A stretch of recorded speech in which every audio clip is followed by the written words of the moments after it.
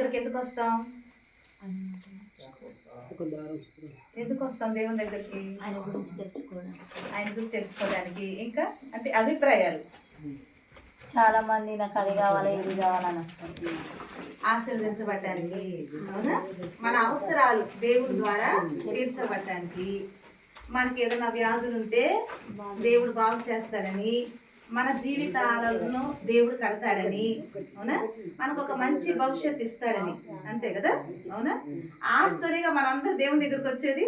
చూడండి, ఇప్పటి వరకు మీరు దేవుని దగ్గర మేము ఆలస్యంగా వచ్చినప్పటికీ కూడా ఎంతో ఓపికతో దేవుని దగ్గర మీరు ఉన్నారు అంటే ఆశీర్వాదాల కోసమేగా. అవునా? దేవుని దగ్గర కూర్చుంటే మా దేవుడు మళ్ళీ ఆశీర్వదిస్తాడని ఆస్తోనేగా మనం అందరూ ఎంత ఓపిక చేసుకుని ఇంత సమయం అన్నా ఉన్నాము. అవునా కదా?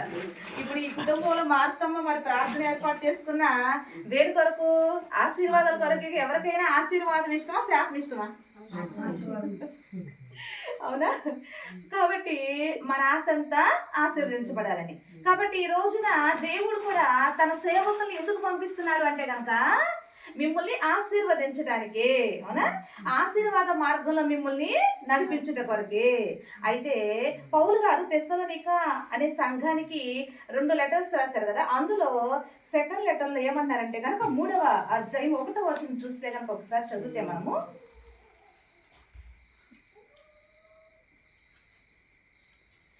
చదువుతారా ఎవరైనా?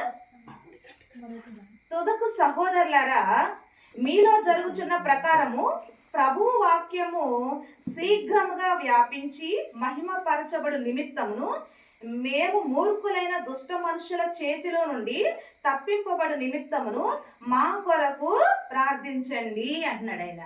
అంటే ఇప్పుడు సేవకుల్ని దేవుడు పిలిచి ఏం తర్ఫీదిచ్చి పంపిస్తున్నాడంటే కనుక ఆయన మహాజ్ఞానాన్ని నేర్పించి ఈ రోజున లోకంలోనికి సేవకుల్ని దేవుడు పంపిస్తున్నాడు. అయితే లోకమంతా కూడా ఎలాంటి పరిస్థితులు ఉంది అంటే కనుక యోబు గారు చెప్తున్నారు, అదేవిధంగా యోహాను గారు చెప్తున్నారు. ఏం చెప్తారు? లోకమంతా కూడా దుష్టుని యందు పడి ఉందంట. అంటే ఏంటి? దుష్టుని యందు పడి ఉంటే ఏంటి ప్రాబ్లం మనకి అంటే కనుక దుష్టుడు ఎలా చేస్తాడంటే లోకానంతటిని కూడా ఎలా చేస్తాడు? పాడు చేసేస్తాడు. అవునా? లోకాన్ని చెడగొట్టేశాడు. చూడండి, ఈ రోజున చిన్న పిల్లలు పుట్టిన వెంటనే మన చేతిలో పాలు తాగినంత వరకు, మన అమ్మ తినిపించినంత వరకు మన మాట వింటున్నారు కదా. కానీ కొంచెం కాళ్ళు చేతులు కొంచెం నడక వచ్చేసేసి కొంచెం స్కూల్కి వెళ్ళి 4 స్నేహాలు పట్టాడంటే అరే అది కాదు, ఈ డ్రెస్ వేసుకే కాదు, నాకు ఆ డ్రెస్సే కావాలి, అరే కటింగ్ ఎలా చేయించుకుని కాదు, నాకు ఇలాంటి కటింగే కావాలి అంటే ఏమవుతుంది?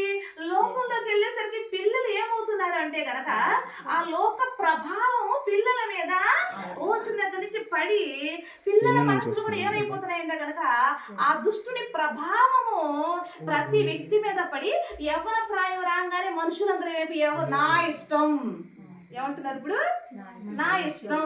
అందుకే నా ఇష్టం అనుకుని ఈరోజు చాలా మంది ఏం చేస్తున్నారు? వాళ్ళకి ఇష్టం వచ్చిన చదువుకుంటున్నారు. వాళ్ళకి ఇష్టమైన అమ్మాయి కావాలి, నాకు ఇష్టమైన జాబు నాకు కావాలంటే ఎవరికి ఇష్టం వచ్చినట్టుగా వాళ్ళు వెళ్ళిపోతున్నారు. అయితే దేవుని వాక్యం ఏమంటదంటే ఒకరి ఎదుట సరి అయినదిగా కనపడే మార్గం ఉంటుంది, కానీ తుదకు అది ఏమవుతుందంటే మరణానికి తీసుకెళ్ళిపోతుందంట. అంటే ఒక మనిషి తన ఇష్టానుసారంగా బ్రతికితే అది మనకి మంచిది కాదు అని దేవుడి వాక్యం సెలవిస్తుంది. మరి ఎవరి ఇష్టానుసారంగా మనం బ్రతికితే మన లైఫ్ మంచి భవిష్యత్తు మనం సంపాదించుకోగలమంటే కనుక దేవునికి ఇష్టానుసారంగా బ్రతికితే అప్పుడు నీ లైఫ్ దేవుడు ఎలా చేస్తాడు తెలుసా? 3 పువ్వులు 6 కాయలు అంటారు, చూసారా? 3 పువ్వులు 6 కాయలకి ఫలవంతమైన జీవితము. అందుకే ఈ రోజున మనం దేవుని దగ్గరకు వచ్చి మనము ప్రభు నాకు ఇవ్వు అని అడగటం కన్నా మనం ఏం చేస్తే మన జీవితాలు బాగుంటాయి తెలుసా? ప్రభువా, నా ప్రాణాత్మ శరీరములను సజీవంగా నీకు సమర్పిస్తున్నాను ప్రభువా అని అనాలి. ఇంకేమనాలి? ప్రభువా, నా ప్రవర్తన అంతటి మీద నీ అధికారానికి నేను చోటిస్తున్నాను ప్రభువా అని దేవునికి సరెండర్ అయిపోతే, దేవుని చేతిలో నీ లైఫ్ తీసుకెళ్ళి పెడితే దేవుడు ఏం చేస్తే తెలుసా? నిన్ను మంచి మార్గం నడిపించి నీకు ఒక మంచి భవిష్యత్తుని ఇస్తాడు. ఇప్పుడు చెప్పండి, దేవుడిచ్చే భవిష్యత్తు కావాలా, లేదంటే నువ్వు కోరుకున్న భవిష్యత్తు కావాలా? నువ్వు కోరుకున్న మార్గంలో నువ్వు వెళ్తే నీ లైఫ్ ఎలా ఉంటుందంటే కదా చిందరవందర అయిపోతుంది. ఎందుకంటే లోకంలో ఎవరున్నారు? దుష్టుడు ఉన్నాడు. దుష్టుడు నీకు రకరకాల రాంగ్ గైడెన్స్ ఇస్తున్నాడు. కానీ దేవుని దగ్గరికి వస్తే రాంగ్ గైడెన్స్ ఇవ్వరు. ఏం గైడెన్స్ ఇస్తాడు ఆయన మనకి? గుడ్ గైడెన్స్, కరెక్ట్ గైడెన్స్, అవునా, ఇస్తాడు. కాబట్టి ఈ రోజున దేవుని ఆశ్రయించిన ప్రజలందరూ, దేవుని మీద ఆడుకున్న ప్రజలందరూ కూడా ఈ రోజున ఒక మంచి లైఫ్ జీవిస్తున్నారు అనేది నేను సాక్ష్యం ఇస్తున్నా. ఆ సాక్ష్యంలో ఒక మంచి లైఫ్ జీవిస్తున్న సాక్ష్యం ఈ రోజు నేను కూడా ఒక సాక్షినే. దేవుని మహిమ కలుగును గాక. నేను కూడా ఒక సాక్షినే.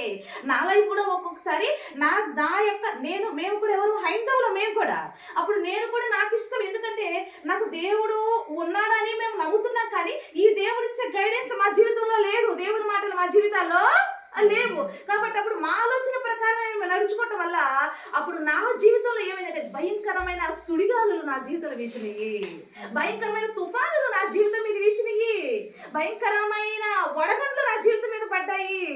అప్పుడు నా జీవితం ఎలా అయిపోయింది తెలుసా? చిరిగిపోయిన బిస్తరా, ఎండిపోయిన చెట్టు నా జీవితం, మూడిబారిపోయిన జీవితం. ఒక రకంగా చెప్పాలంటే మారా బ్రతుకు. ఎప్పుడైతే అలాంటి బ్రతుకు నా జీవితంలో వచ్చిందో అప్పుడు అయిపోయింది నా లైఫ్ అనుకున్న టైంలో అప్పుడు నాకు ఒక స్వరం ఏంటో తెలుసా?